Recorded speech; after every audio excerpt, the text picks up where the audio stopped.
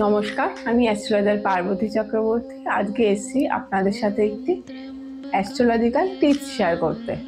এই বছরটা 2025 মঙ্গলের বছর। এই বছরে প্রচুর ডিভোর্স কেস বা অ্যাক্সিডেন্ট বা প্রাকৃতিক দুর্যোগ আসার সম্ভাবনা আছে।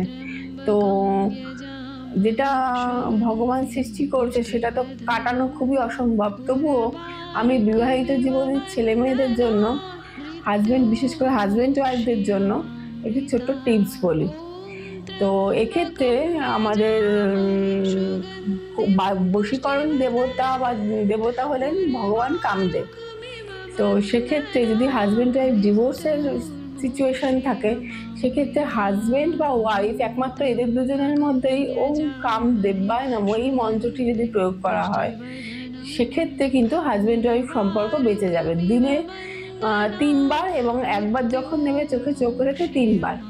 আর আপনাদের কাছে বা আমার দর্শকদের কাছে একটাই রিকোয়েস্ট, যে এই মন্ত্র যেন করে কাউকে বশীকরণ করে তার সাথে ফ্রড না করা হয় এবং তাকে ঠকানো না হয়। এটা যেন নিজেদের রিলেশন বাঁচাবার জন্য এই মন্ত্র নেওয়া হয়। ভিডিওটি ভালো লাগলে লাইক, কমেন্টস ও শেয়ার অবশ্যই করবেন। নমস্কার।